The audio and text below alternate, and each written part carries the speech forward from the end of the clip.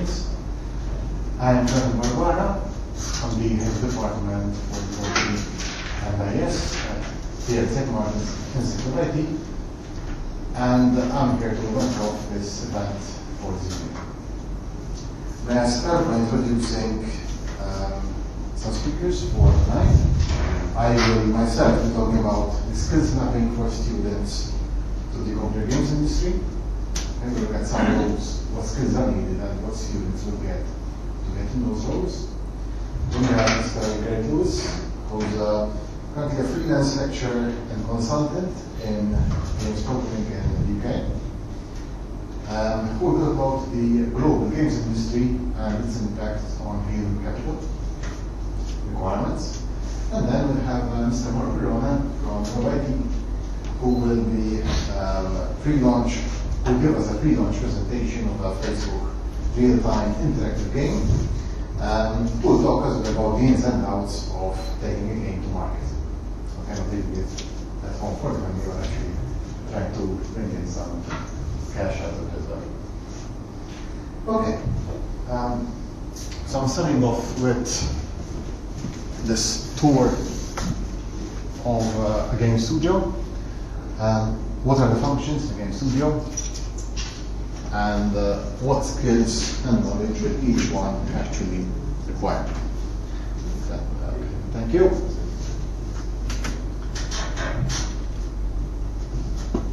Right, I'm starting off from the creativity side of games programming. There's of course a lot of creativity here, and I've divided this into the four main areas, being art, writing and story, game design, and audio. And we're looking at a few roles which fall within each department, and into each one we'll go into what actually does such an artist do, okay, and what are the skills that each one will need. Starting off from the concept artist, this is the actual artist, very traditional artist, who however has to somehow merge with a technical company, a games company. So his graphics, his arts need to go in. He is responsible for, from sketches down to more defined versions of game worlds, characters, objects, vehicles, furniture, clothing, animals, dangerous objects, innocuous objects, all you can think of. And he can also, of course, suggest level designs, how do all these go in together, color schemes, and of course the mood and the effects that these color schemes will bring to the game.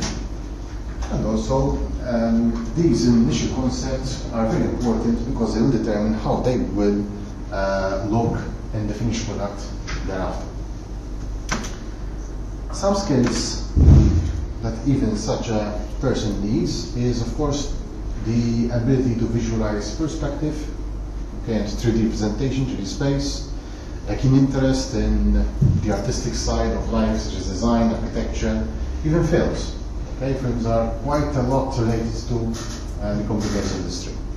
And also a visualization of people's ideas. Most often he will have a written script, and he has to convert that into something visual.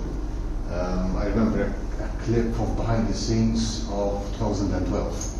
The film 2012, which is yet to be realized, where there was an immense wave covers the city.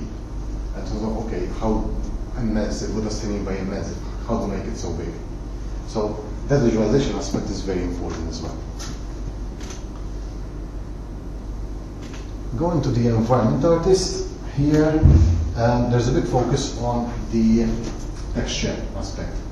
The look and feel of objects. Buildings, some props. So here there's a lot of cooperation as well, not just with concept artists who will give the ideas, but also with the level designer. Some skills here are an excellent understanding of architecture, spatial layout, lighting, visual composition, how to make a visually aesthetic composition of the landscape that's being used, as well as skills in 3D modeling, texturing, and materials. The user interface artist. Here we are looking at the overall visual style of the user interface, which is basically what the player will be using to interact with the game. Okay? Is it a top-down? Is it 2D? Is it 3D? What kind of actions can he do? How will I provide controls for such actions? So all the primary game user interface, the user interface as a pipeline, optimizations for this. So there's also an emphasis on speed, as well as marketing. Okay, assisting the marketing side, the PR side of the industry to promote this game as well. Here we're looking at the ability to think at high level. Okay, not just at the detailed part, but at a more high level about the product strategy and vision. Practically, you have, when you're drawing a character, that character will only be present, will only be affecting the game experience when that character is present. But the user interface is, of course, all the time present. So it has to match with the rest of the game all the time. And as well, this is very important here, understanding of design and usability principles. This area here is basically the area of human and computer interaction. Also known today as interaction design. So that's skills you need to have as a student to be able to go to these areas. Character design. Okay, as I said, we're looking at particular characters or visual characteristics that a player will be able to remember that person, that character by a particular detail that he will see.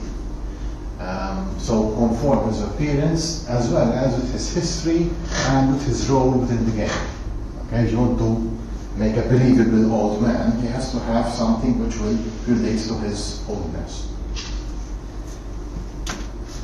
Skills here, one amongst others, of course, is also a working knowledge of color theory, which can help to create contrast, to create moods, to create the effects that one wants to eliminate with these characters. 3D modeler. Okay, so here we have the other side. First we start off with the concept artist, 2D drawings, then like 3D modeling. Not just character, but scenery, vegetation, furniture, vehicles, all that makes up the composition of such a game. Of course, there has to be a balance between the richness and detail vis-a-vis the power of the platform. Okay, if it's for the Wii, you have a very weak machine. If it's for PS3 or an Xbox, you have much more machinery to help you there. So knowledge here, of course, is for the production of 2D textures, optimization of such maps. Okay, you want to load as the least possible amount of memory with textures as possible.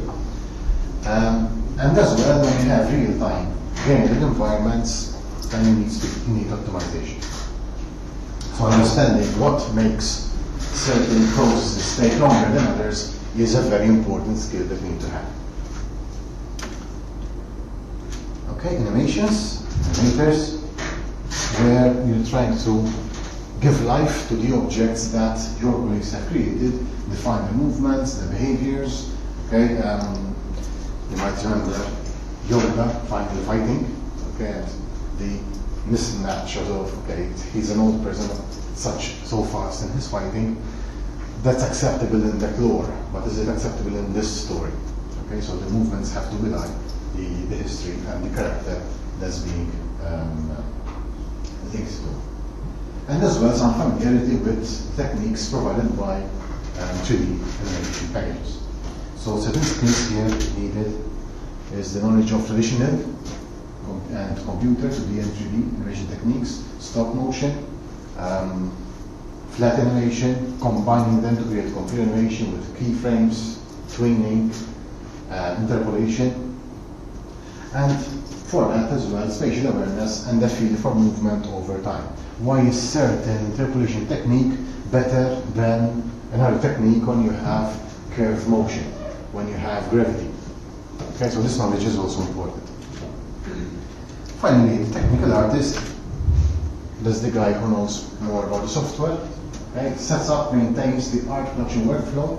How will the concept artist feed his characters to the character designer, and then to the 3D modeler, so we can end up with a 3D rendition of the original idea we had in the beginning.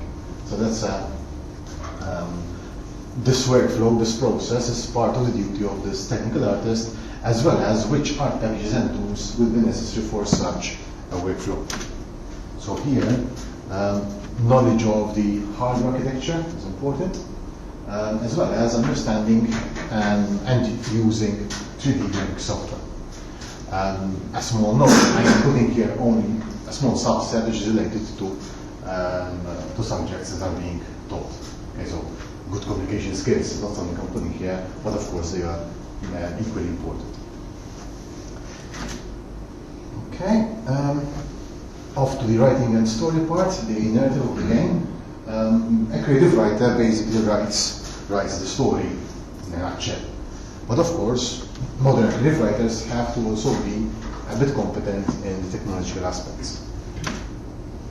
So here's the guy who is creating the narration, creating the story, what follows what, sequence of events, find character voices, what kind of speech is one character bound to make to another, consistency across the project, and as well creating plot outlines and story arcs whenever this story is being outsourced to external writers as well. Some skills here, as I said,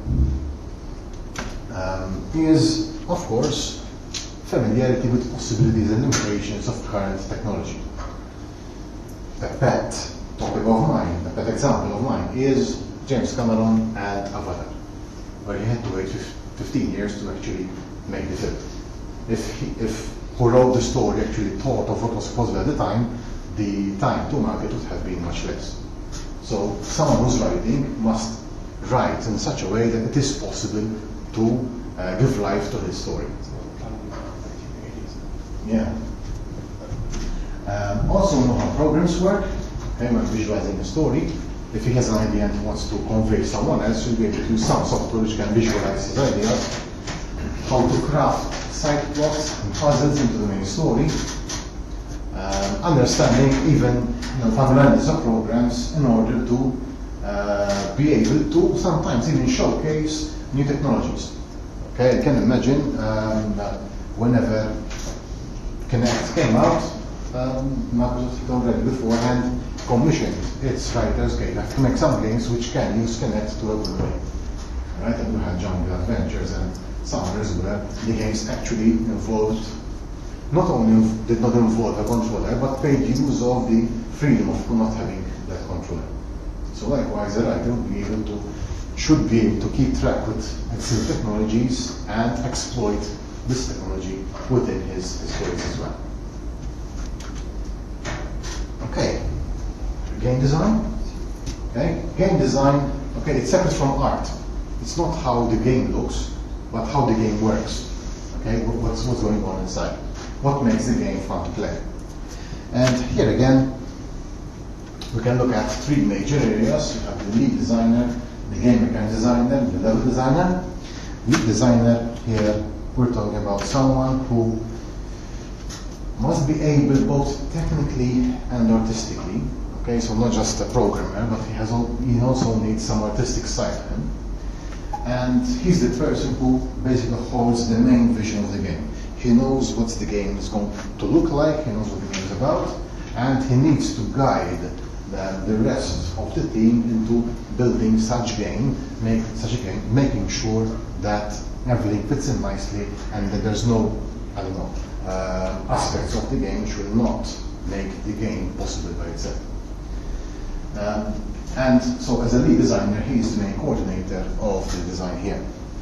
Designers, he will need, of course, a good understanding of gameplay theory, some skills in storytelling, narrative, and related to technology here, information design, okay, how can we design information, as well as some skills in user interface design. So although we have the UI artist doing this, the game designer also needs to have that knowledge to be able to communicate his needs to the UI artist and be able to assess whether the user interface being created matches with the game design that he has in his hands. The game mechanics designer, simply put, designs the game system and very importantly, balances the game rules. Now, something I did not mention here, but there's a lot of statistics involved here, lots of mathematics, lots of probabilities. Okay, which is the chance of having this occurring given this particular scenario.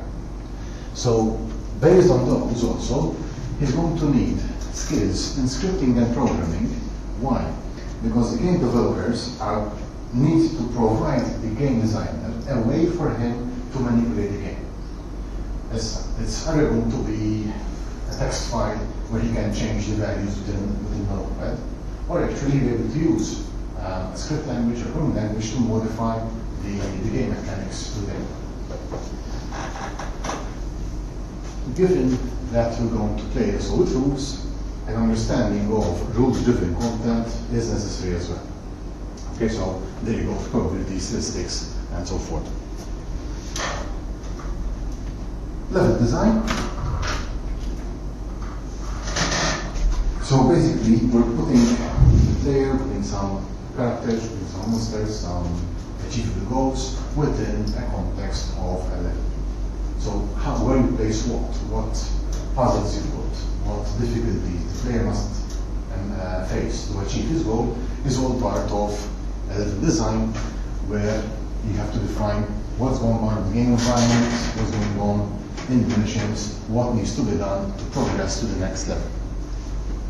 So skills here, we're talking about, again, scripting and programming, experience in 2D graphics, also sound design, we're coming to this as well, some experience with some 3D engine like Unity or others, as well as familiarity with art tools and what each kind of art tool can provide to such design.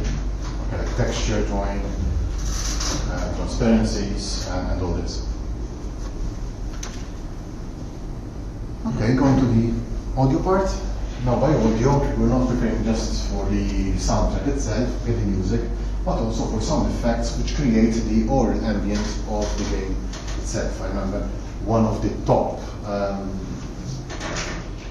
factors that made Angry Birds a fast-selling game was the nagging sound of the pigs urging you to live, to survive, so urging you to fight again. So again, that's also part of the experience. I split this into two areas. Okay, audio engineer, composer. Sometimes there's actually one person doing both. One for sound effects and one for music.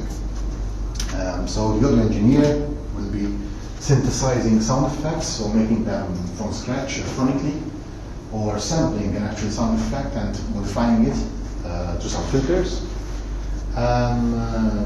And the digitizing of sound effects, so it needs to know what kind of sampler it needs to use, what can be missed, sometimes also depending on the capabilities of the platform you use. So knowledge here, we're looking at digital signal processing, identification of filters to sounds, as well as the compression, especially lossy compression. What can we lose out of information to compress space, but still keep the effects that we want to have. The composer, we're looking at music, so composing music, scoring the music, recording it, and sometimes even using some intelligent way how to create music. It's interesting to note that in the old systems, okay, video games, you could not afford to keep a whole score of music in memory. So they had to find ways how to procedurally generate the music, or to procedurally create the music in real time. In fact, skills here of a musician in computer games should be, okay, the ability to use software to write music, procedural generation of music, how can I create music out of a rule rather than me composing it myself, leading to algorithm composition. I create an algorithm, I create a recipe, which recipe will then create the music itself. So again, I don't generate the data, but I generate the program which will then create the data. Interesting enough as well, music recognition and retrieval. Sometimes the ability to, okay, I want to have a game set in Germany, a at night, and as a background sound, I want a German nursery rhyme. Now maybe I don't have access to a German nursery rhyme, but I have access to a study on German nursery rhymes. And from that study, I can actually create a piece of music which sounds like a German nursery rhyme. Okay, and I will free myself from ever this being owed to someone because I stole his music. I just stole the overall aspects of what makes a German nursery rhyme, and I recreated that for my game. So this is also an asset that one should have. Okay, we've looked at the design aspect. Now we move into the implementation. These are the guys who make it happen. I split that up into three. Okay, IT and operations, software development, and quality assurance. Quality assurance is a favorite with students because usually that's the entry point into the games industry. You start off as a quality assurance tester, where you play lots of games and identify bugs or features, and then you progress from that point onwards. So we'll look at that as well. Of course, it's an IT company, so it still has its operations, its IT needs. So we have the IT manager, the technical support, network administrator. So the IT managers, as usual, paying the budget for the hardware, for the software, relationships with IT vendors, all the purchasing, as well as develop internal IT processes that will grow as the company grows. All right. Diablo 3, first day, server crashes all over. Okay, that kind of planning that you need to have to scale up with demand. So skills here are knowledge of hardware, software, what can they do, when will they start failing us, all right? As well as, since internet working is the world today, knowledge of networking is a must as well. Further down, a technical support person, especially when you have a large online base of customers who will have lots of problems in different parts of the world. You need staff who can help them, who can support them, fix their problems, get away with the problem, and continue playing your game. So here you have. This basically applies to all kind of technical support. Just replace customers with gamers. Right? So working with these to find these problems and advising solution, and as well not just fixing them one by one, but try to find out what is causing that particular problem, leading to patch number XYZ. So skills here, an understanding of what is being used for playing the game, the software, the equipment, problem-solving skills is a must, of course, and a bit of patience is required as well. Network administration, interesting enough, not just how much can I fit down that cable or that wireless, or no cable, but as well, it's also linked with security. Okay? How can I avoid competitors, not well-doers, hack into my game and basically exploit any vulnerabilities I might have. Okay, so again, security here is a very important one. Analyze it for these weaknesses and try to avoid these again through patches and updates.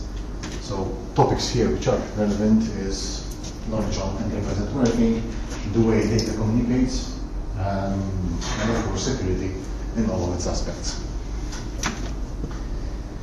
Okay, software development. Don't worry, I'm not going into each and every one. You can see programmer written all over. But I wish to highlight aspects like artificial intelligence, databases, software engineering, graphics programming, tools programming. There's lots of areas here which need to be developed, sometimes off the shelf, most often customized, written from scratch for the game. Oh yes, this is how an ex-colleague of mine summed it up, cunning problem solvers. You have to do this and somehow you have to do it. Get the problem done, fix it, and make it look as it actually happened. A role I mentioned earlier, okay, quality assurance. Does the game fit the bill? Okay, is the game up to scratch? Not just vis-a-vis what the game should be doing, but also fixing bugs and sorting between features and bugs. That kind of job. We can see two main areas here, QA manager and tester, localization. Anyone can tell me what localization brings to mind? Making the game available to other countries, so changing languages, for example, certain servers, Okay, making it local. That you can change your language, so you can see the labels of stuff on the game in your own language. Sometimes even the symbols, so the graphics, actually linking up with what you expect to see based on your country. And so this would practically mean that the game itself has to support replacing not just text, but also images and maybe even soundtracks, the music to accompany what's going on. And the retester, of course, which will, again, as a lead, coordinate all this. I have some more details on these. Okay, planning, test cases, okay, test-related tasks. Most often, a QA tester doesn't just play the game, try it out, but actually has a preset list of tasks that he will assign the game and see how the game performs under such conditions. Code reviewing, so he needs to be familiar with the code as well, and also the ability to document correctly what's going on. Okay, so skills here, understanding programming constructs, technical documentation, and of course, you don't do it all by hand. You have some automated software available, so that knowledge of such the software is also very important. The tester, okay, as I said, test cases, identifying these bugs and which will they happen, and communicate these in a clear way, making sure that whenever a bug is fixed and 20 errors crop up, it's not his fault, okay, because he did not indicate correctly where it happened. Yes, this brings to mind an article this morning on the Times of Malta when a slipway from Valletta bypass to Orme Road got blocked off, and people down there were saying, where is it? Okay, so they told them to keep away from this road, but the people did not understand where is the road. So that's an example of not communicating in a clear way where the problem is. Okay, so the skills here, programming knowledge, good sound of English, excellent communication skills, and also being an avid game player. I put this up, so with this one, because as I said, this is one of the top entry-level posts one gets in a games company starting before actually finding his place in the game company. Okay, it's one of the most common entry points.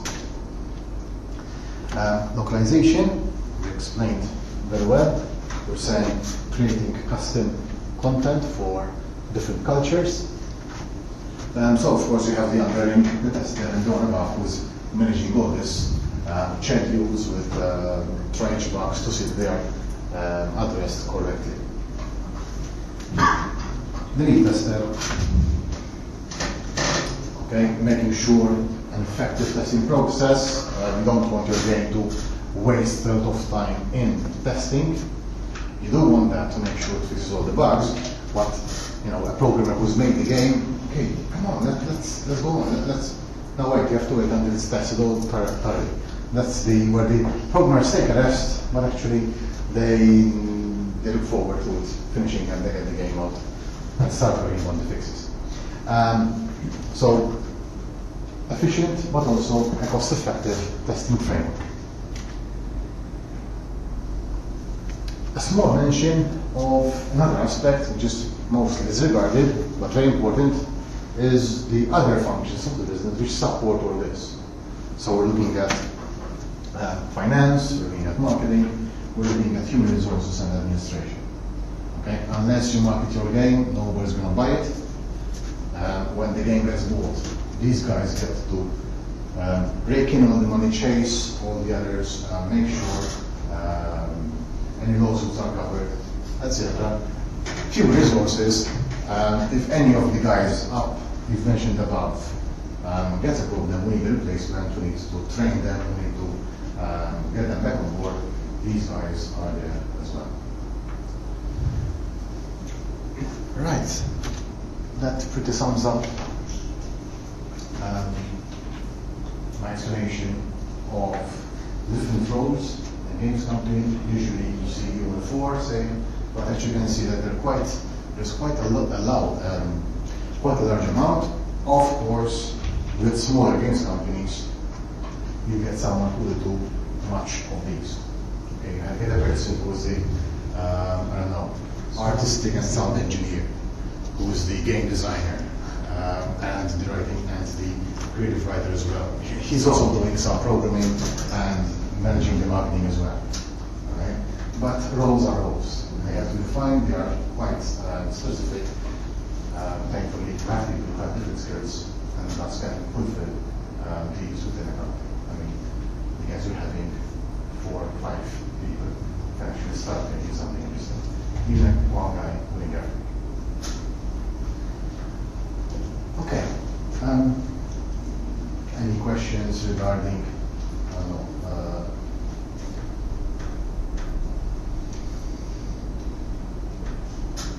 okay. In the meantime, can I present the principal, Mr. Charles Tama? Sorry, I was late actually. I have very little to say, but I was invited. Okay, let's get it. I hand over now to Mr. Gertrudes, who will talk to us about the global games industry and its impact on human capital. Thank you, Jonathan. Could you plug me in? Yes, sure.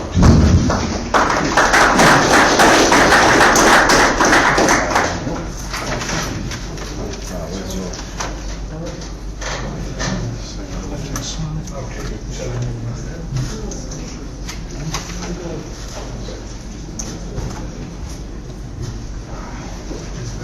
I will short that t-shirt. I have an inch of that.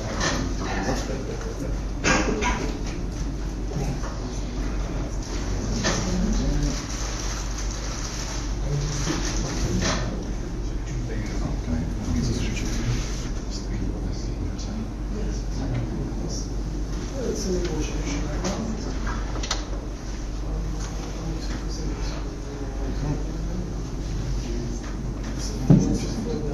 Switch on.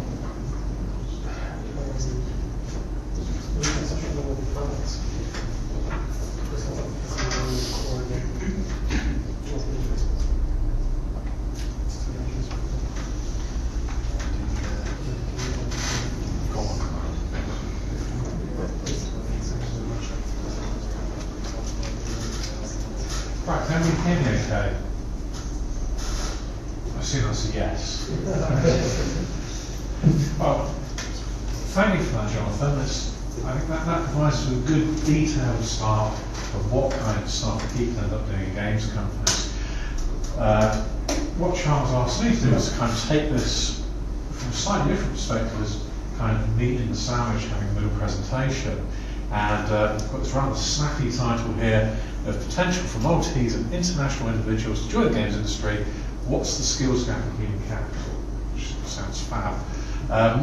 I thought a good place to start is how most parents normally end up looking at their kids playing video games. This is a nice cartoon by Gary Larson from a few years ago. You can tell that by the references to Mario and Nintendo. I'm sure for all of you who aren't parents here, your parents have probably been through this situation. Your parents buy you a console subscription as a Christmas present, and then over the course of several months and years, it ends up becoming your main kind of activity. And here in Larson's cartoon, you've got wishful parents hoping that there are those kind of jobs available for their kids, where they can demonstrate their prowess and supremacy of playing video games. What we're doing in the presentation is see if that's really the case and how you can kind of make things work in your favour. I thought a good place to start would be to tell you a bit about who I am. I think it's a bit unfair to be some geezer that's just come off a plane from London to come in and tell you about what you should be doing with video games and stuff of that nature. So here's a little bit to tell you about where I've come from kind of professionally. I'm actually a professional games developer, and I've been doing this since the early 1990s. I've worked for a lot of game studios, more than I care to remember, to be honest. And for those of you that have got a real interest in games and games history, you'll notice that a lot of these companies no longer exist, which gives you one indication that the games industry is maybe not the most stable industry in the world. So if you're thinking about a career, thinking you'd like to be able to get a job where you can start working with a company when you leave school or as a graduate and clock in to work every day for the next sort of 30 to 40 years, maybe a pension, your gold watch, having spent your entire career working for one company, this may not be quite the career that's for you. Having said that, my dad, who retired a few years ago, worked for 2 companies his entire life. And this was very much how people used to work in the olden days.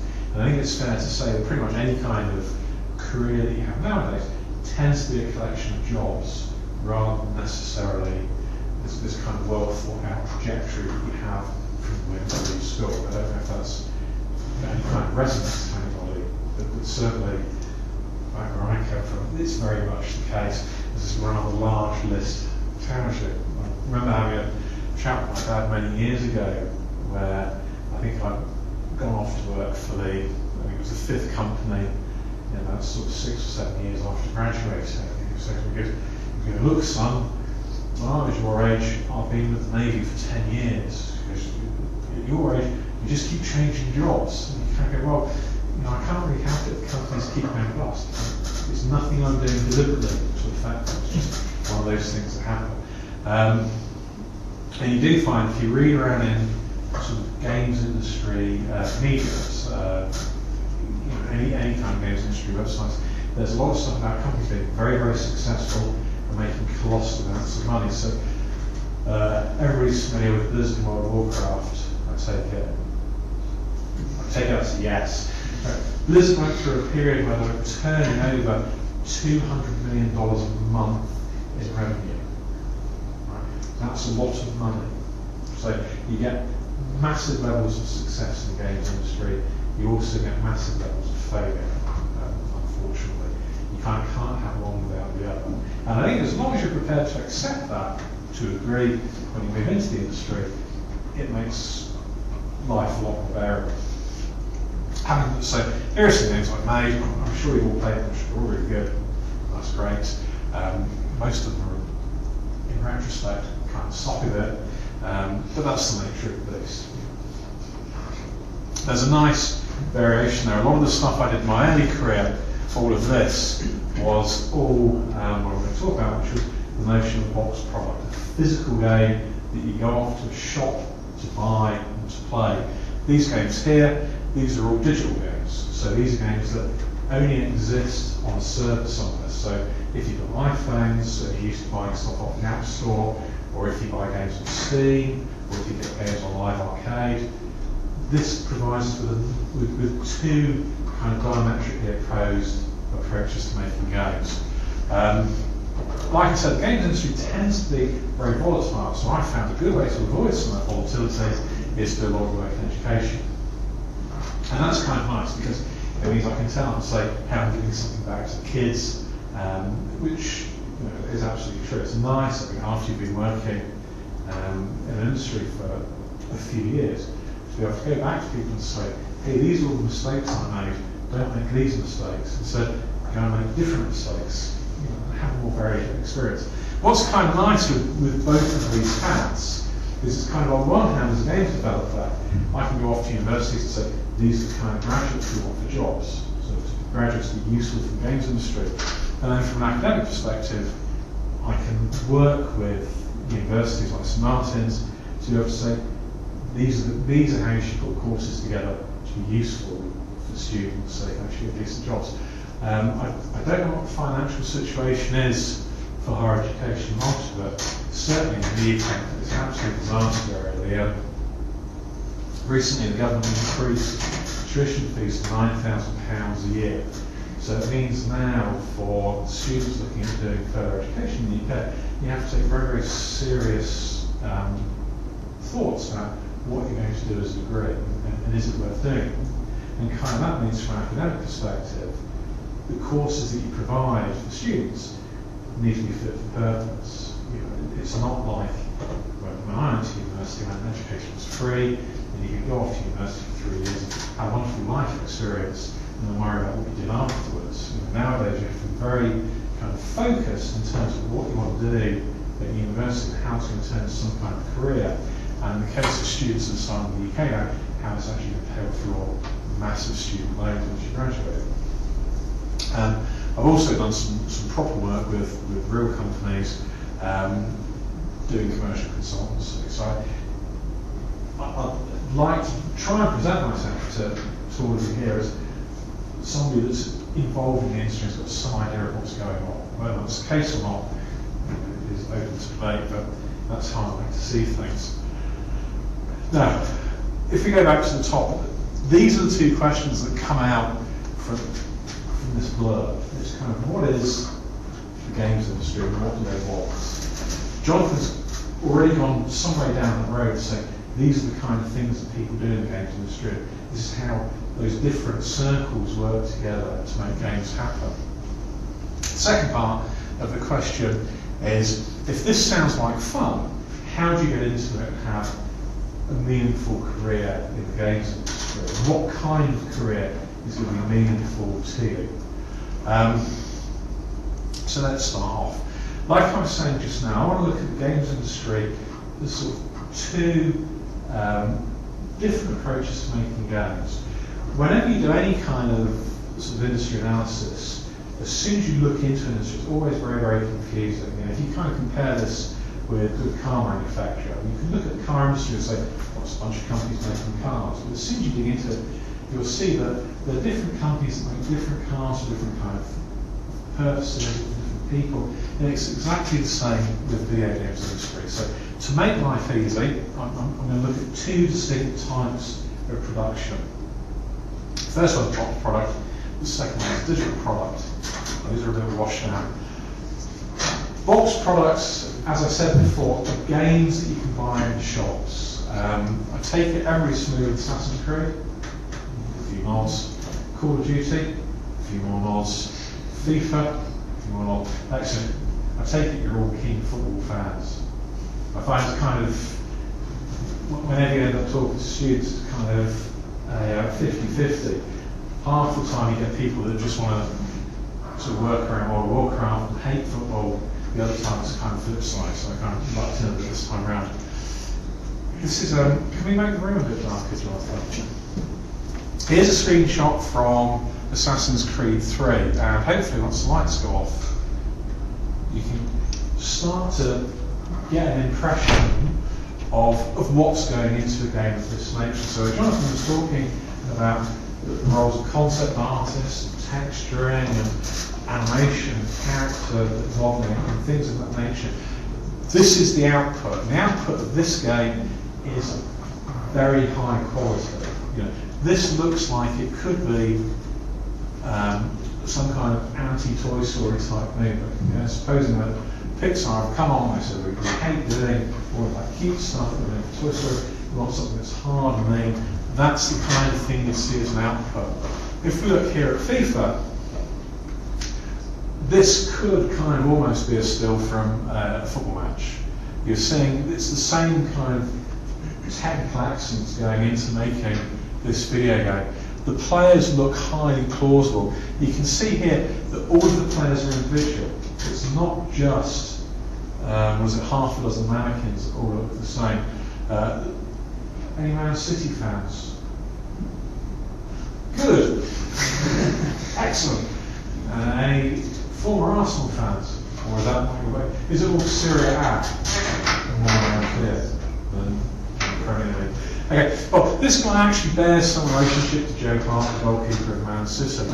I'd assume this back probably bears some relationship to Van Persie. So you can see here that for the people making this game, attention to detail is a colossally important thing to them. And it's not just the level of detail that goes into the different players, it's actually the level of detail that goes into the badges and the sponsors that go onto the players' shirts, the names that go on their back. And if you look here, even the creases that go onto the players' shirts, FIFA is made by Electronic Arts in Canada, and they have a massive development studio.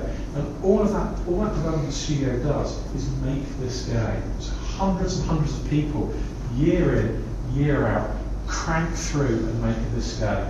And every year they make it better. And the way they make it better is by making it more realistic. If we look at the third game here, which is from, I think it's called Insitute, this looks like a still from Escape from New York. Right? This is, as like Jonathan said, this is a very moody, detailed shot of some special forces bloke who's obviously killing lots of people. But again, it's the attention to detail. There's a colossal level of detail going on here. This guy's in a poorly lit room, so you can see there is shadow coming from Venetian blinds here. There's detail in the concrete here where it's been probably shot off. The guy's got a believable facial hair.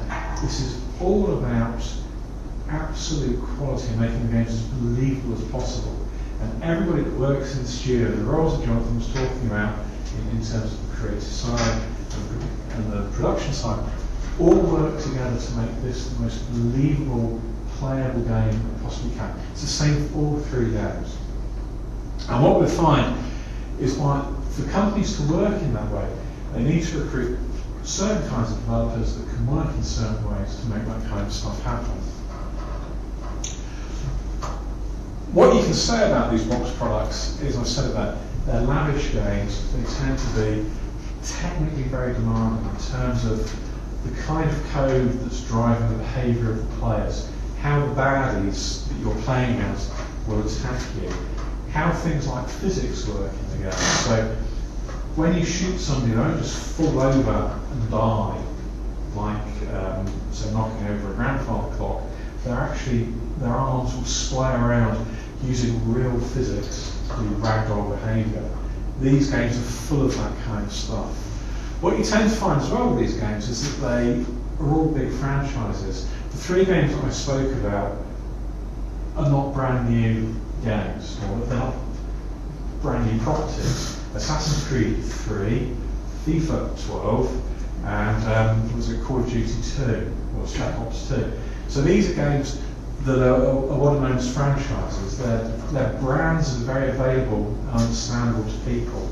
The companies that make these games rely on that, because you're not buying a game so much with these games. You're buying a franchise. You're buying the next iteration of something. That's why it's very comparable with going off to the movies. If you go off to the movies and think of what you want to go and see when you turn up, do you go and watch the new Batman movie because it's based on a franchise that you understand, the Batman movies? Do you go and watch the Expendables 2 because it's based on something you've already seen? Or do you go and watch some crazy Russian art house movie? You decide. Now, to give you this kind of lavishness and the technical demanding nature of these games, is you need to have very, very big development teams to make that happen. Like I said earlier, Electronic Arts has got an entire studio in Canada that make FIFA. Now, I think there's somewhere in the region of 300 or 400 people working in the studio. Right? That's a lot of people working in an office. It's a lot of people working on one game. When I've done consultancy before in the past, we normally tend to look at the on costs for each member of staff at around £5,000 per person per month. So I think is that about sort of 700 euros, 7,000 euros, somewhere around there. So that means if you've got a development team of 100 people, you're paying £1 million a month for your development. Typically, these games will take maybe between 2 and 3 years. So you're looking at 24 to 36 million pounds to make a game. If you have a bigger team, that could be even higher. And this is what ties everything together. These games have to be expensive because of the lavishness that they put onto making the games. Because of the risk that they're taking of throwing that kind of money in, they have to be these safe, iterative franchises. And this gives us the notion of high-risk development. As soon as one of these games fails to sell out, in the numbers that it needs to break even, to make a profit. The companies that own the studios, or the companies that publish the studio's games, will look very quickly to pull out doing that kind of thing, because it's obvious that the market doesn't want that. And this gives you a lot of instability in the games industry. And certainly in the last sort of year and a half, there have been a lot of large game studios closing down in the UK and America that have all fallen on the wrong side of this equation. They've had big teams developing lavish games with big marketing. Now when it comes to market, when it actually comes to selling the game, they can't get enough people to play it. And in that case, the studio goes, everybody gets laid off, and they all go to the other things. That's the nature of the industry. It's a hit-driven industry. Now, the kind of other thing that they can look at doing is digital product development. So, anybody heard of a game called Farmville? You've probably heard of other people playing it on Facebook, hence all the status updates that you get. But you look at things like Farmville, as Jonathan said, Angry Birds, slightly simpler things here with Solitaire and Doodle Jump. These games are all very different to the traditional big box product game. There's a screenshot of Angry Birds to show you just how technologically advanced it is. Now, this is almost the inverse of what we've just seen. These games tend to be relatively simple. They will normally have one kind of thing as a gameplay mechanic that you have to do as the player. It's not lots and lots of different things. And from a technical perspective, they tend not to be very demanding. If you think of what we saw with FIFA and Assassin's Creed, when you look at that, well, that doesn't look like the same kind of thing. That looks very, very different. The upside to this is that hopefully the next presentation will show that you can make these games with relatively small teams and without spending tens of millions of pounds developing the game, unless you guys are really playing your budget big time. Now, one of the things that's very nice about these games from the creative perspective is that they take two generic approaches to the kind of games they make. They're either incredibly off the wall, so you have really zany, strange things, like firing birds and stuff in space, or they tend to be clones of other games. And you see that a lot if you go onto the App Store or the Android Store to download stuff.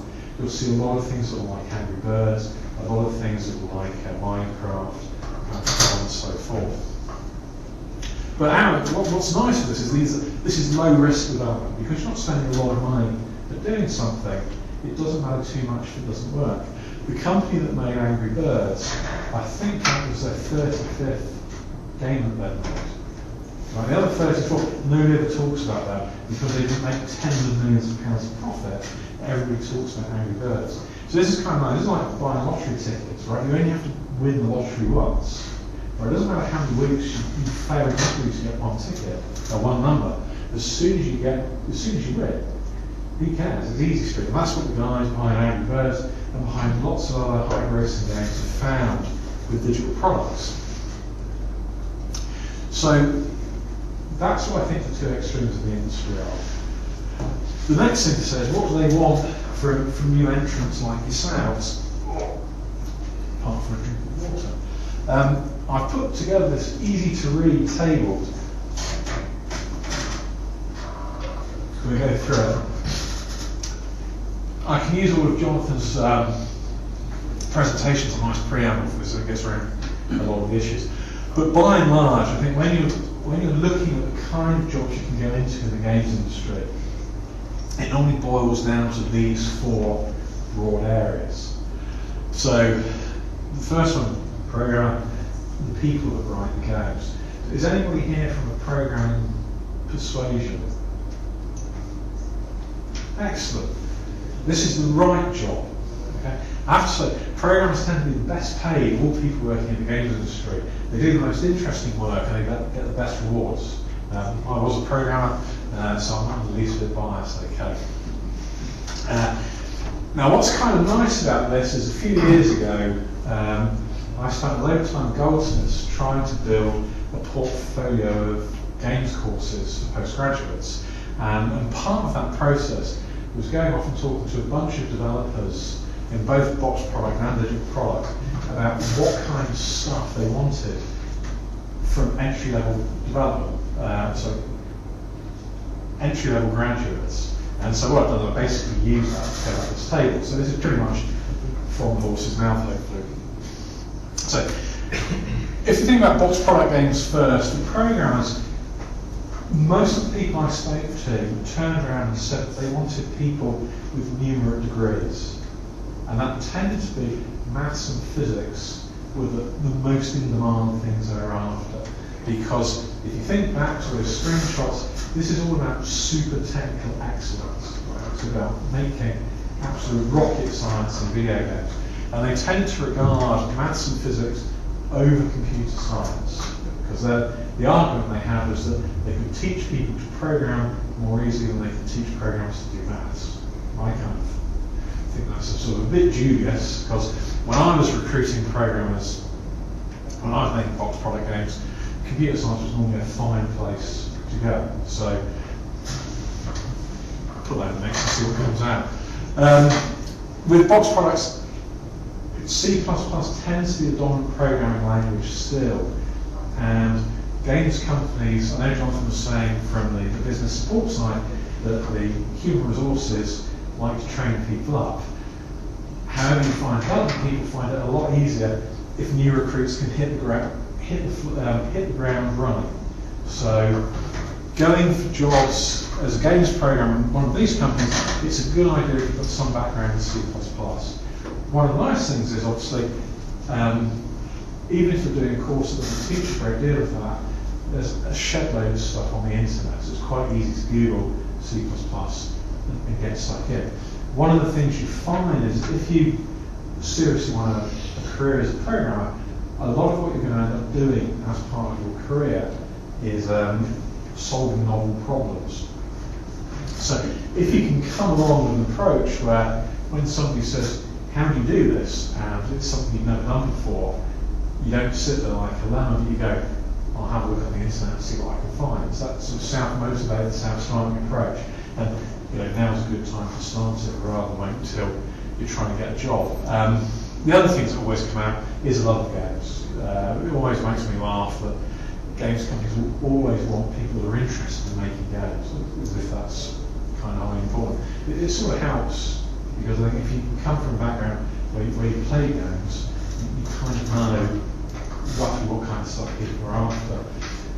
The other thing that comes out, and you'll see this comes out a lot, is experience of having made games of some shape, form, or sort.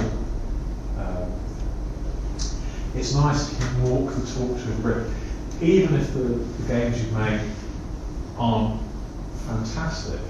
The actual process of doing something and finishing it holds a lot of sway in games companies. From a digital product perspective, it's slightly different.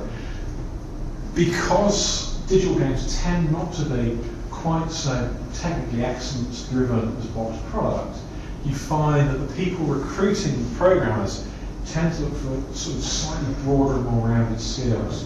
So things like, rather than necessarily maths and physics, they tend to look for somebody with a graduate degree, and games development is a nice thing to have. So if you go off and do a degree in games programming, that's kind of very, very useful.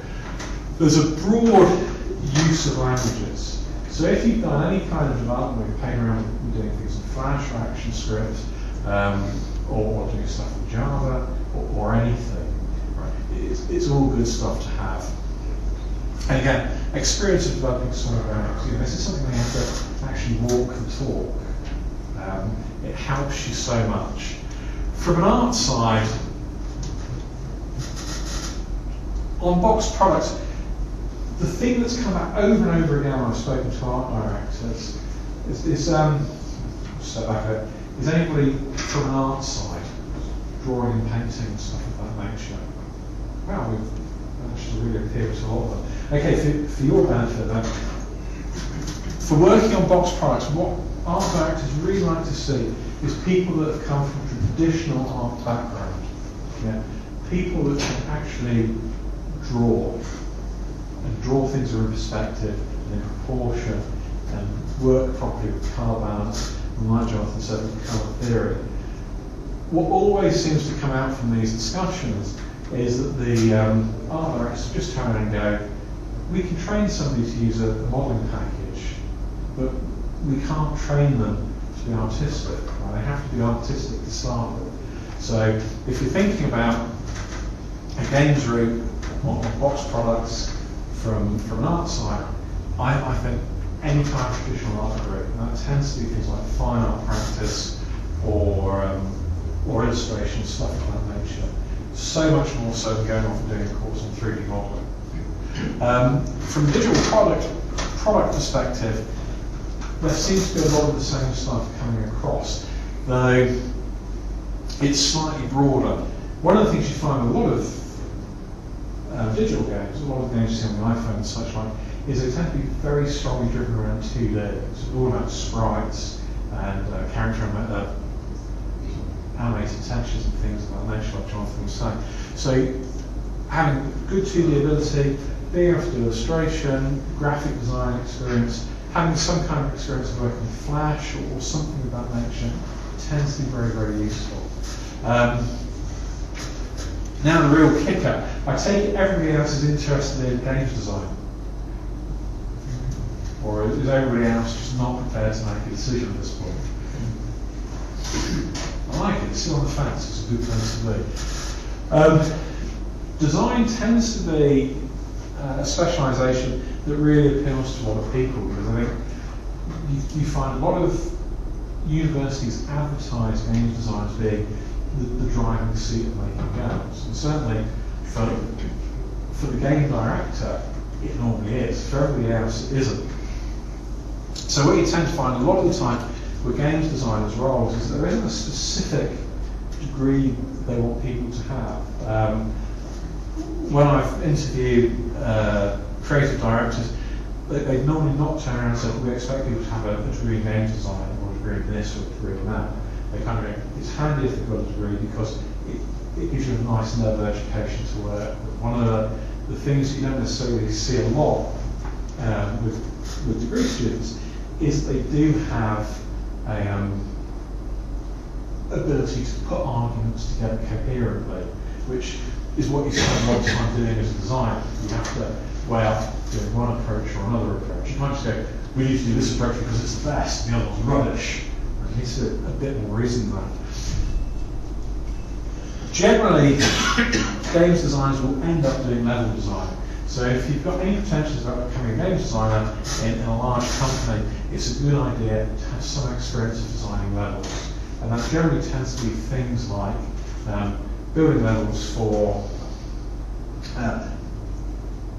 Quake-style games, building levels for small development teams using things like Unreal or Unity or stuff of that nature, and being able to argue the toss over the design approaches that you took. You know, why is this a straight corridor when it could be an intersection, and so on and so forth. From a digital product perspective, games design degrees tend to be a lot more appreciated because a lot of these developers are working on small games, and the kind of experience that you get a lot of the time with doing a games design degree dovetails in very well with these smaller games. Particularly as I was doing their work with Brunel a few years ago, and they spent a lot of time building up game design concepts and then pushing them into Unity so you can see how they play. If you go up to a games company that's using Unity for doing all this development work, you go, I spent 3 years doing this, it makes you quite attractive. Now, the last area is kind of to echo what Jonathan was saying in terms of testing or QA. I think certainly ability to communicate is probably the key thing that you need to have. Like Jonathan says, a lot of people use QA role as an entry point into the industry, regardless of what their degree is. It tends to be programmers and designers more than artists. And it's a nice way to do something, because if you go off and start working with a games company doing QA work, and You can communicate with people well, which means you don't end up alienating everybody in the first couple of weeks. As soon as any real vacancies turn up, people are lazy. So you kind of go, oh, you could really do a new program for the studio. And you kind of go, oh no, that means you've got to go off to a recruitment company to do a recruitment stuff. You go, oh, that's the guy that started 2 months ago. He's got a degree in computing. He's not a complete idiot. Why don't we just promote him? It's the easiest thing. You can solve the problem in half an hour rather than scheduling an interview. And unfortunately, or fortunately, that's how a lot of the games industry and other industries work. Right? People always look for the easiest approaches to dealing with problems rather than necessarily the most kind of correct or egalitarian approaches. So that's why working for a games company as a tester, if you want to be a programmer or designer or an artist, is a very, very useful thing to do. And in terms of getting into all of this, I think if you want to get into the box product industry, you'll often do a relevant degree, if you haven't done so already. I think the next thing that's very useful is to get involved in some kind of non-course related development work. Get together with a bunch of mates and make something. One of the things we find is there's so many platforms and frameworks and hardware choices, it's very, very easy to do stuff. And you find nowadays it's not a very good argument if you ever get to an interview and they go, what do you do in your spare time? You go, I couldn't possibly make games, it would be too hard. It's very, very easy to do. QA is the route in. I think it's a perfectly decent route. One of the things I found was that the last really, really big game I worked on was Black and White 2, and we ended up recruiting a lot of computer science graduates to do the QA work because there were a lot of them around at the time. And what I found about 5 or 6 years later was most of the decent computer science QA people we had were all senior programmers in games companies. So, it definitely works as a route. This may not go down too well, but I think certainly the UK is probably the best local industry to look at, even with the kind of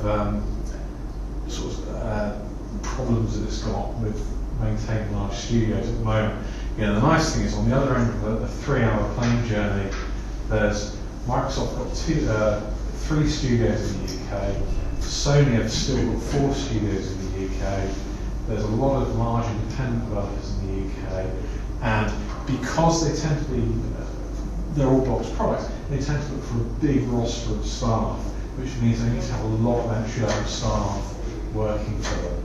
And because they need to have a lot of staff, that makes life a lot easier to get in there. What you will discover with working in the digital product industry is it's quite similar. Yeah, I think it's worth if you haven't done a degree already, it's worth doing one that's kind of games related to kind of set out your stall. This is what I want to do. Again, get involved in making games in some shape, manner, or form.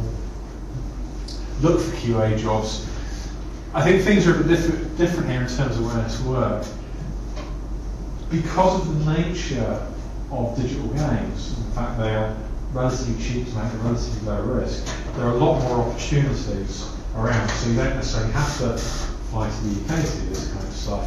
You can, fly to Germany, Austria, Spain, or even Malta. There are opportunities are out there. It just depends how adventurous you want to be in what you're doing. One of the things I will say about QA work is if you're bilingual, or at least bilingual, and you can speak French, Spanish, German, or Italian, that is a big advantage in going off to do QA work. Because, as like Jonathan said, localization is all about being able to test games in another language. So if you've got good conversational French, German, Spanish, Italian, it makes life very easy. Because one of the things that's bad about being British is that people have really got absolutely rubbish language skills. So you find most people in the UK struggle to speak English. And if you're making a game, you have to test in French. It's very, very difficult to find English people who can speak French well enough, even though France is only 30 miles away from the UK. So if you can roll up and go, I speak good English, and I also speak good Italian or Spanish or whatever. It's very, very beneficial. Unfortunately, speaking good Maltese may not be super great, given the size of your market of games. But the flip side of that is if you'll start buying a lot more games, I don't know quite how it would work. Now, the other option you've got for going into the digital industry, which I think we don't have for boxed product, is you can do your own thing. Given that the entry barriers to making games are very, very low, all you need to do is go off and buy a Macintosh and a copy of Xcode, and Xcode €60 a year. You are a Macintosh or an iPhone developer. With Android, it's even cheaper. You just need to download free software. So it's very, very easy to make games. And what we've been running at St. Martin's for the last couple of years is a games development challenge where we get a bunch of students, split them up into development teams, and they'll go off and make games. And we've won Microsoft's Games Week contest for the last 2 years on Spin. That demonstrates that there is a large group of young people in Malta that are capable of making video games, right? It's not this bizarre skill that you can only do if you're based in the UK or the US or in Japan. It's something that you can do locally. We've got a lot of people that have done it already. The challenge, I think, is actually making it work as business. You can see that from a development perspective, that there's certainly people around without necessarily formal training who are good enough to do the art, who are good enough to do the coding, who are good enough to do the design and the audio and everything else that Jonathan was talking about. The real challenge is in how this works as a business, which means you need to, after this evening, go off and lobby your government for better incubation space for video games, better business advice, and better financial support for game startups. Because this is even easier than going abroad to make games. Right? Just convince the government that they need to do it locally, and get them to pay you to do it as well. It's always the best way to do stuff. Right, has anybody got any questions? Sorry I went on for so long. How the pitching of ideas works. Sorry? How the pitching of ideas works. Well, I don't want to prefix every question or every answer to "it depends," but in this case, it depends. If you look at it from a box product perspective, normally there's a relationship between a development company and a publisher, and quite often the development company will go to the publisher and go, "We've got this amazing idea for a game, here's a pitch." And normally the publisher will turn and go, "Well, that's great, but it costs a shitload of money to make big games, go fund it yourself." And that's what kind of happens a lot of the time. One of the things you have to appreciate, I think, with games is there are a lot more games ideas than there are games to make, and that's all down to kind of limited resources.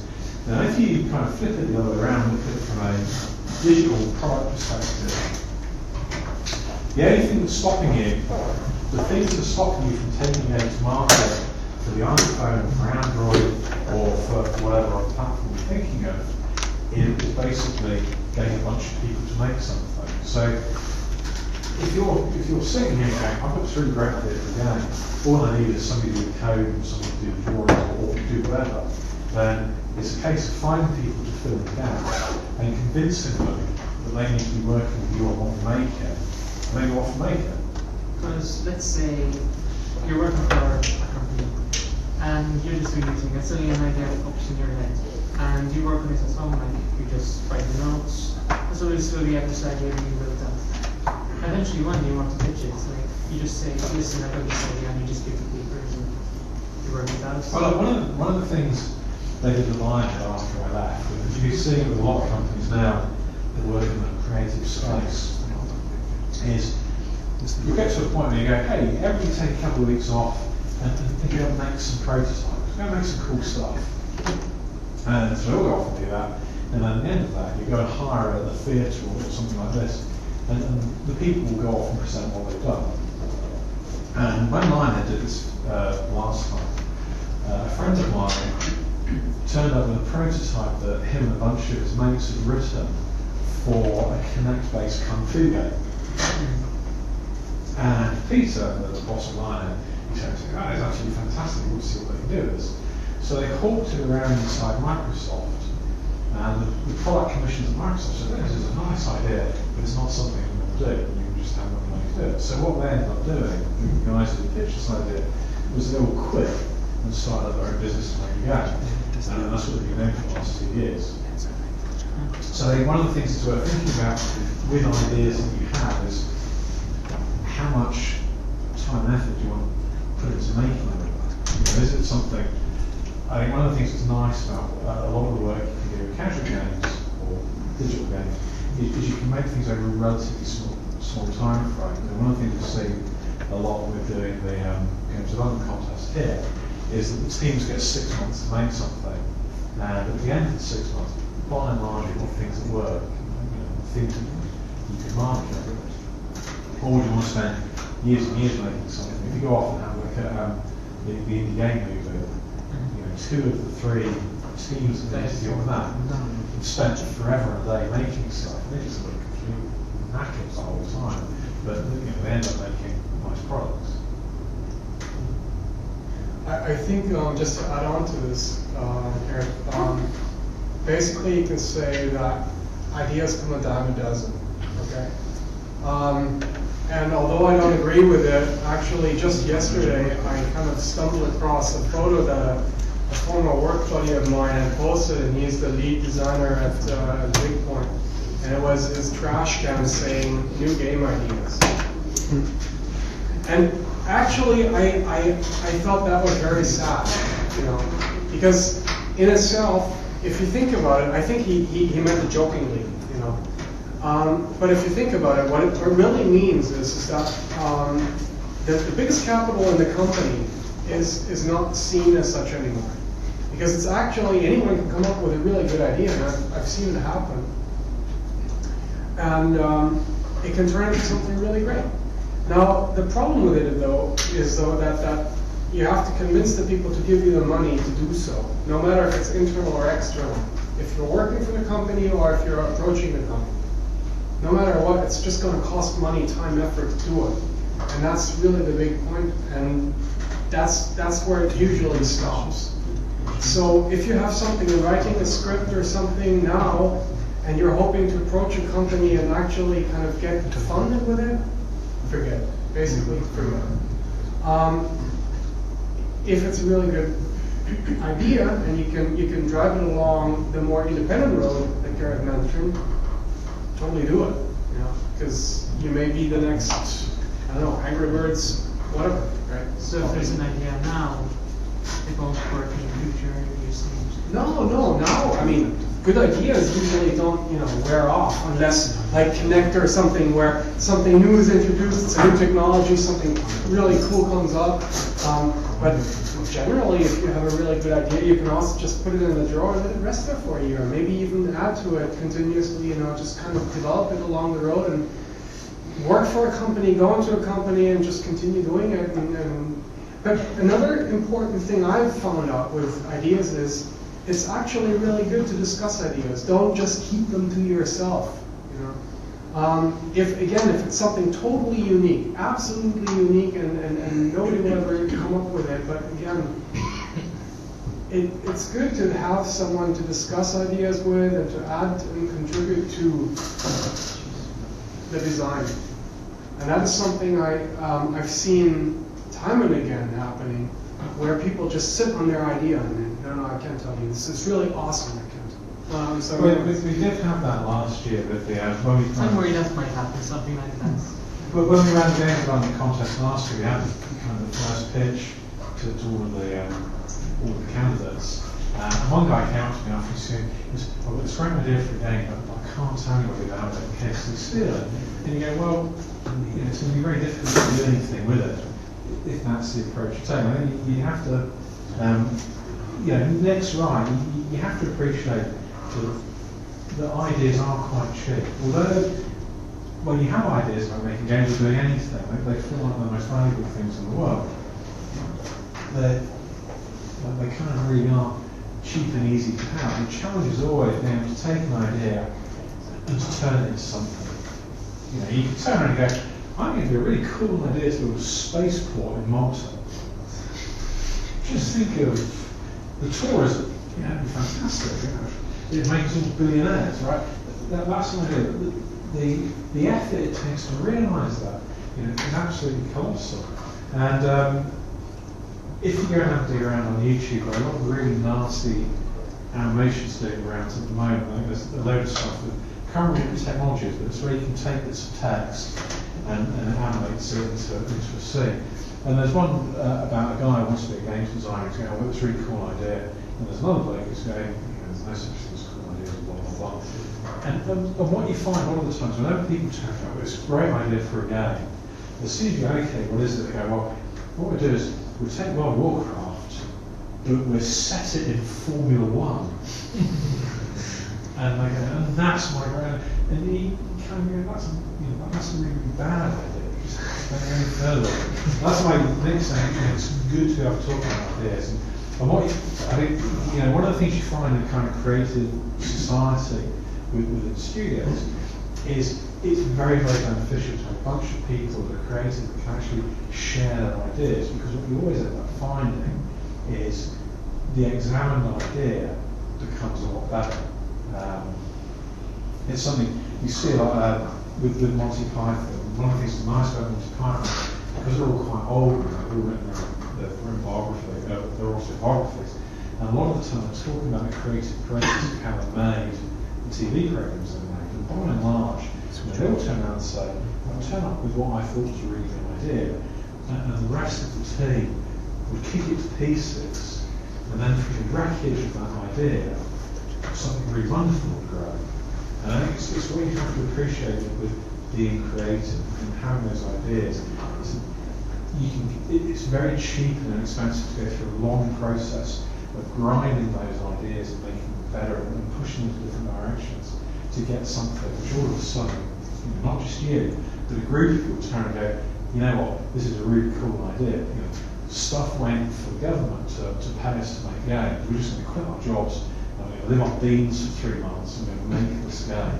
And once you get to that point, it's like we're better off because you've just got the right kind of creative momentum to make something happen.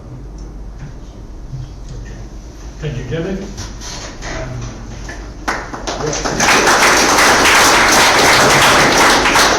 And actually, this is quite this is why I stopped, because in your conclusion talking about ideas, we have here Mauro from the bit who has this idea and wanted to present it to the audience today. So let's think about this idea and see if it's a good idea actually, but please don't let these people who are working very hard on it. Good evening, everybody. I am Mauro Pirona from Webit. I am the director and product director of this company. I'm going to introduce Michael, who was one of the guys involved behind the game that I'm going to show you. Over here, we're going to see a completely different scenario here from the boxed game that we've seen. Over here, we're seeing Webit, which is relatively a small company, currently developing social applications, and we're also building cloud. We're also doing stuff on cloud computing. But a few months back, we've been involved in a Facebook event.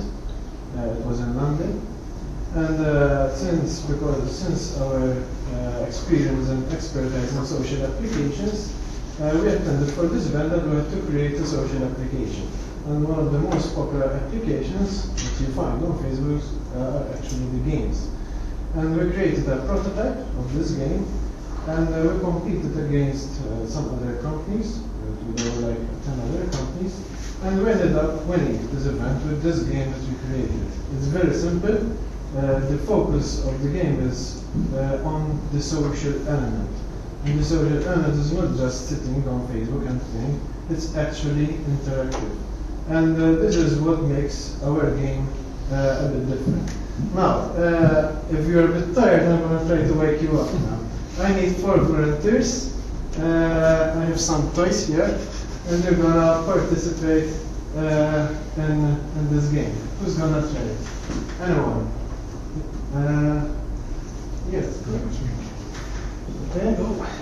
Any more? Yes. Can I keep? Another two. Yeah. You? Yes. The last one. No girls. I suggest that you stay on the side so that they will be able to see over there. What's the last one? Okay. Anyone?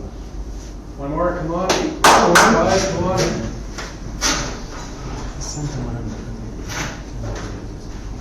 They're all thinking that it's some kind of hypnosis or something. That is nice. And they have to either run, you know. When was free? Michael will assist you with the game. Now, what's the game? It's very simple. As I told you, it's a shaking game. What is this? Basically, this game is integrated with Facebook, and what happens is, whenever you play this game, there are different posts happening on. It's integrated with Open Graph. For example, there will be, Joe Blogs is shaking with Michael, and for example, Mauro is shaking with 3 other people. And it has a lot of open graph actions. And what happens is, as soon as someone starts a game, a post will come up on Facebook, for example, the one over here, and when your friends click on that post, they can see your game in real time. So while the 4 of you are playing, your friends will be able to see in real time. And for example, when you click on one of the links, over there, you will see the profile of that person. So, now, the game has 2 concepts. You either start the game or join a game. So, someone, you can guide Let's them. start with Mauro. Mauro is over this guy. So you say this is his page. Press the start button. Okay, and in real time, this application is also displayed as a Facebook Canvas application. In real time, there is Mauro over there. Now, all of you join the same game. So press the second button. Where If is you the go join? the second, And you can switch on the volume. Click join. Okay? There you have. And over here we have 4 devices, all of them connected in real time. All we need is someone who clicks the start button, Okay. or play, sorry. And you shake it. Okay, that was quite fast. It's always the Germans are always like it. Okay, we can do it again. Click on play again, all of you. Click on play again. But it says I lost. No, it's okay. Actually, you won.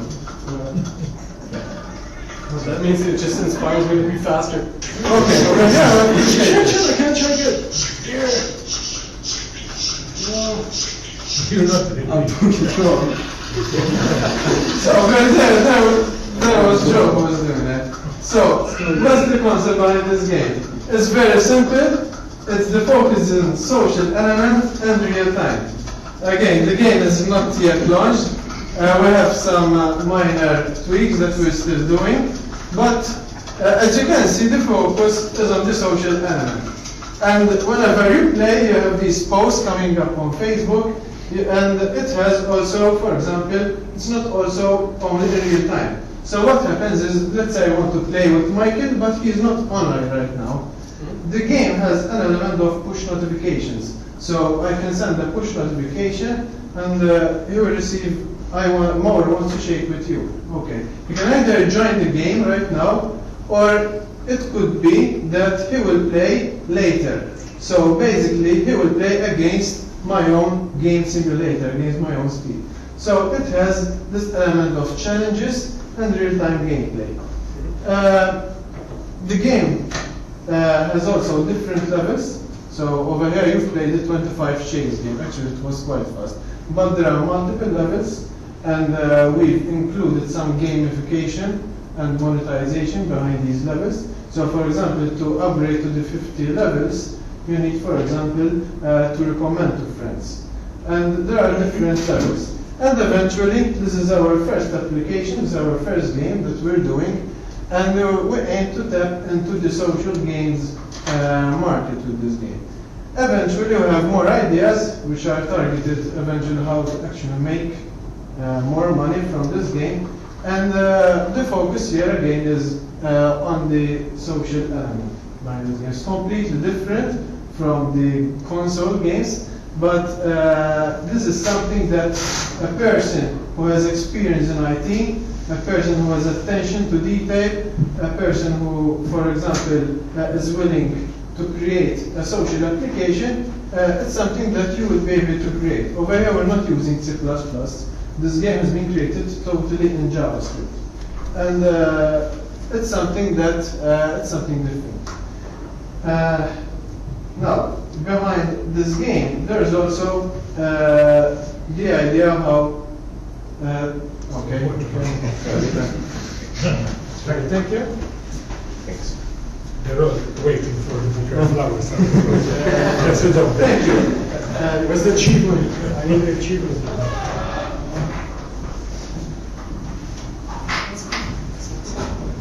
I'm not gonna. It's quite a short.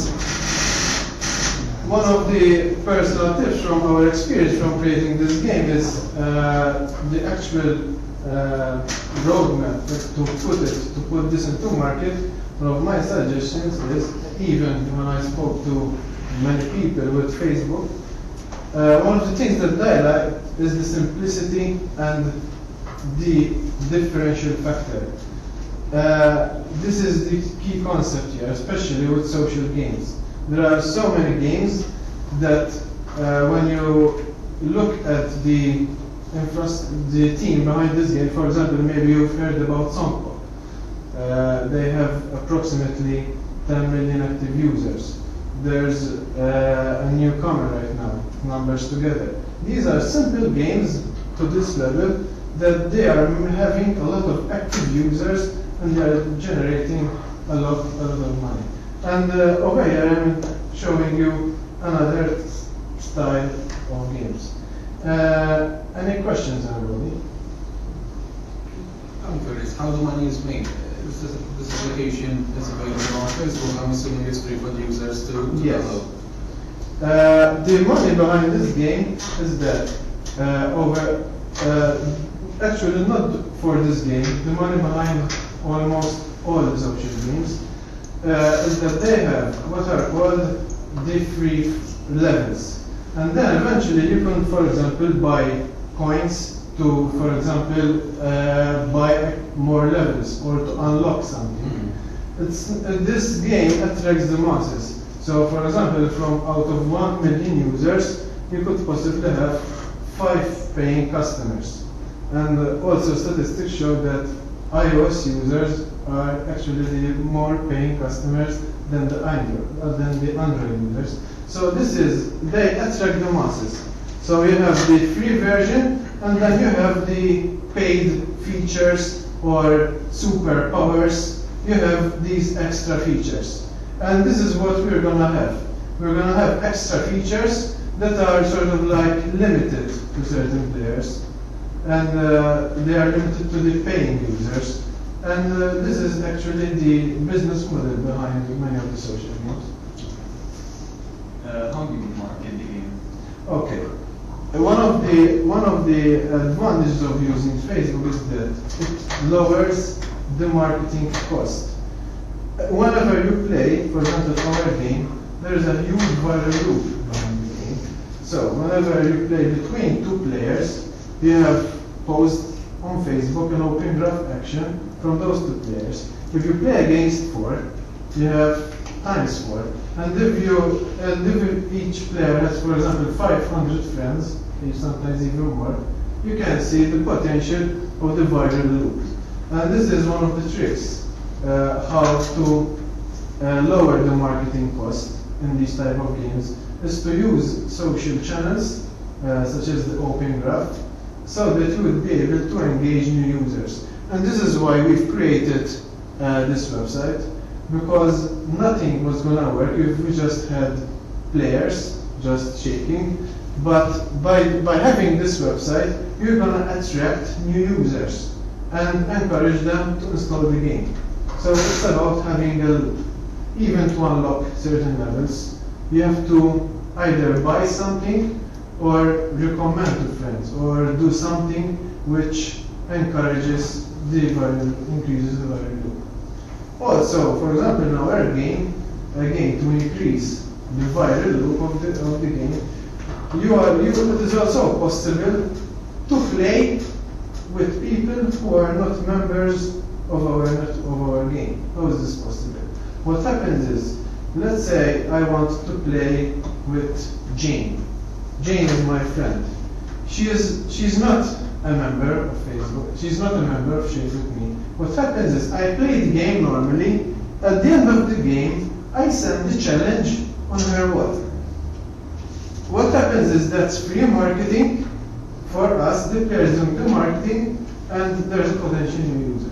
So it's all about the social element here. Sometimes you're playing a game on your phone and adverts pop up. Yeah. Is that another way of generating money through your application? And if so, what motivated you to choose one over the other?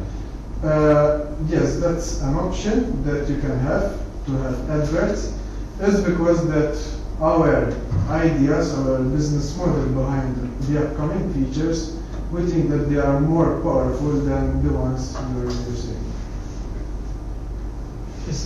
Will there be a version for those without phones? Maybe they can shake their hands. Actually, they can shake their tablets. Actually, even a MacBook, the MacBook has an accelerometer, but disable that feature because it's an expensive.